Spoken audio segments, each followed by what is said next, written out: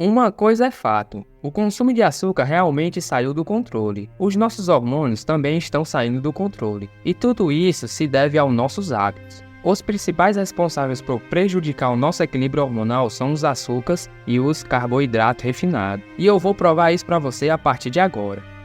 Olá, sejam bem-vindos. E esse é o Maestria Visionária.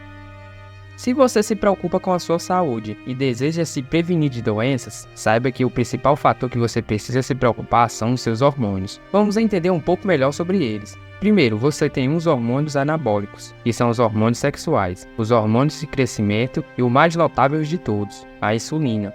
Depois você tem os hormônios catabólicos, que são os de tireoide e os esteroides. Embora eu vá fazer uma explicação simples do funcionamento desses hormônios, eles são na verdade bastante complicados. Quando seus níveis de insulina aumentam, acontecerá o seguinte: os seus níveis de hormônio de crescimento e hormônios sexuais podem diminuir, e os seus hormônios de tireoide, bem como os hormônios esteroides e glucagon, podem acabar aumentando. Vamos pegar, por exemplo, os hormônios de tireoide. Por que será que esses hormônios estão saindo do controle? Isso se deve ao fato do corpo tentar trazer de volta a homeostase. Se olharmos em volta, vemos que por todo o canto há pessoas com desequilíbrio hormonal, e esse desequilíbrio costuma começar pela insulina. A coisa que mais modula os seus níveis de insulina é a sua dieta, mais especificamente o açúcar e os carboidratos, pois eles são os principais responsáveis por sua condição metabólica. Condições essas que podem te levar a ter diabetes, arteriosclerose, hipertensão, obesidade, demência e provavelmente até câncer. Desta forma,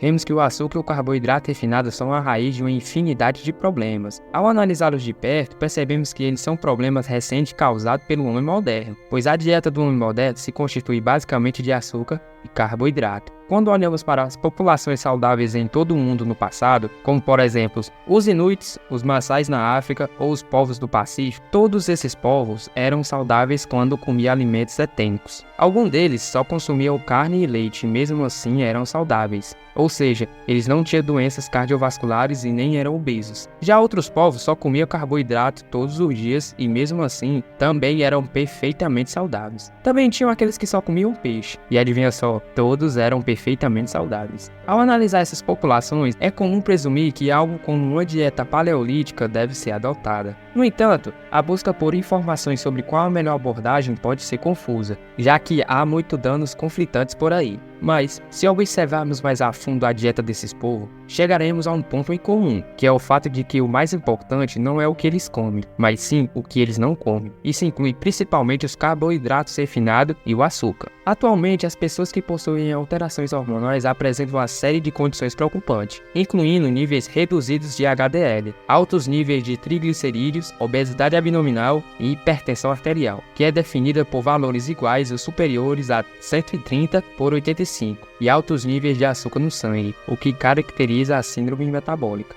Veja, a insulina é um indicador altamente preciso sobre o quão bem você irá envelhecer. Isso porque você só vai envelhecer até onde suas artérias permitirem. Uma coisa mais importante que controla a saúde de suas artérias é a insulina. Caso eu reduza a sua hemoglobina A1C para 5,5 através do meu programa, no qual se consiste em abstinência total de açúcar, carboidrato, jejum intermitente e outras medidas adequadas, isso te causará um impacto profundo, sem precisar de medicamentos ou lidar com possíveis efeitos colaterais. Agora, isso não significa cura, só significa que o paciente voltará hormonalmente ao seu estado normal, pois a sua resistência à insulina foi ajustada. No momento em que seu equilíbrio hormonal é restaurado, o corpo exibe uma inteligência infinita capaz de proporcionar saúde e o corpo que geneticamente você merece ter. Sabia que das pessoas obesas, apenas 30% delas possuem gorduras ruins? Isso mesmo, o restante delas possui gorduras saudáveis e não apresenta problemas como síndromes metabólicas, baixos níveis de colesterol ou altos níveis de triglicerídeos, pois embora seja acima do peso, elas ainda são saudáveis. Isso porque a gordura em si não é inflamatória, mas a gordura ruim é. Essa gordura ruim vai primeiro para o fígado, depois para o pâncreas, depois para os músculos e por fim vão para as artérias, em pacientes com altos níveis de insulina e baixos níveis hormonal do crescimento. Ocorre uma falta de reparação e um aumento do catabolismo, causando assim um rompimento dos vasos sanguíneos. Pois junto com tudo isso, os esteroides também aumentam. A insulina é, na maior parte das vezes, o grande X da questão. E se você deseja mantê-lo sob controle, foque na sua dieta e corte o açúcar e a frutose do seu cardápio. Para quem entende mais fácil, vamos desconstruir esse processo um pouco melhor. Em primeiro lugar, por que o indivíduo fica com altos níveis de insulina? Bem, porque ele desenvolveu resistência à insulina. Por que ele desenvolveu resistência à insulina? Porque ele está comendo com muita frequência. E aí sabe como é, né? Tem muita gente pregando aquela ideia de que é mais saudável comer 5 vezes ao dia, e talvez você mesmo já tenha ouvido isso várias vezes. Mas o fato é que esse é um péssimo conselho quando se trata de saúde. Pois quando você faz isso, os níveis de insulina sobem na primeira refeição e permanecem altos até a hora de você ir dormir. Pois antes desses níveis terem a chance de se reduzir,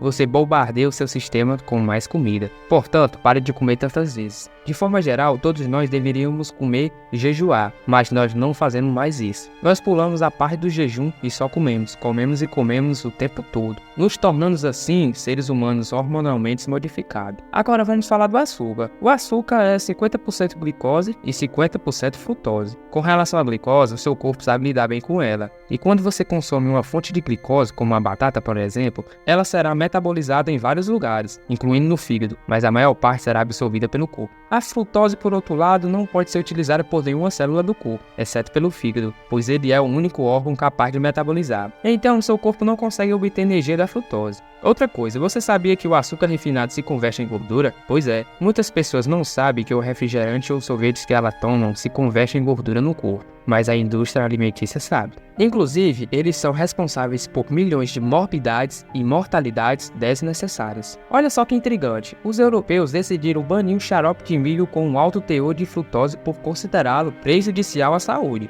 Muitos elogiaram a medida. Entretanto, atualmente as pessoas estão consumindo açúcar sem se dar conta de que ele é tão prejudicial à saúde quanto a frutose. Portanto, se for para usar alguma dessas substâncias, que sejam as duas. O que dá origem a essa ideia de achar que uma coisa é pior do que a outra, você deve ficar com a melhor delas, a ignorância, pois no fundo, as duas opções não prestam. Então pare de dar tantos estímulos de insulina no seu corpo, pois isso não é saudável. O saudável é se manter com baixos níveis de insulina, e a única maneira de fazer isso sem usar drogas é através de dietas e jejum. Quando eu digo jejum, basicamente quero dizer que você só deve comer quando realmente sentir fome. Vou te dar um resumo no que se refere ao jejum. Primeiro, durante 2 semanas, corte todo o açúcar de sua dieta. Isso por si só já fará com que os seus desejos por açúcar desapareçam. Depois de 2 semanas, comece a pular aleatoriamente uma refeição aqui e ali. Por exemplo, se você acordar sem fome, pule o café da manhã. Se você não estiver a fim de almoçar, pule o almoço. E se você estiver muito ocupado à noite resolvendo alguma coisa e estiver sem fome, pule a janta. Mas aí, se você estiver pulando uma refeição como um almoço, por exemplo, e bater aquela fome às 2 horas, simplesmente tome um copo de água ou uma xícara de café, pois é muito provável que cerca de meia hora depois a sua fome já terá passado. Você realmente precisa testar isso, porque é incrível. Em determinado momento, você pode optar por comer uma refeição por dia durante 3 dias da semana, como segunda, quarta e sexta. Depois, você testa comer uma refeição por dia durante todos os dias da semana, e aí pode ser que você queira continuar dessa forma. Pois nessa altura, é provável que você comece a se sentir tão bem que não irá querer voltar na mesma frequência de antes. Isso acontece porque os níveis de açúcar estão equilibrados. Com isso, talvez você perca peso e diminua a circunferência abdominal. Afinal, quando os níveis de insulina diminuem, o primeiro lugar que você perde gordura é na barriga. Ao praticar o jejum, você promove mudanças hormonais positivas em seu corpo, incluindo aumentos de níveis de hormônio do crescimento, do LP e dos esteroides. Essas mudanças não resultam em uma grande perda de massa muscular, ao mesmo tempo que estimulam a produção de um fator neurotrófico derivado do cérebro, o que melhora a sua cognição e clareza mental. Além disso, você perderá a gordura no lugar certo, e a sua pele acompanhará a sua perda. Ao seguir essa prática, você experimentará uma transformação completa, alcançando uma saúde extremamente positiva. Por favor, tenha em mente que a pontuação pode variar dependendo do estilo e preferência do autor,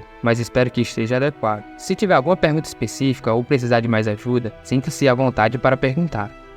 E o vídeo de hoje foi esse, pessoal. Valeu e até a próxima!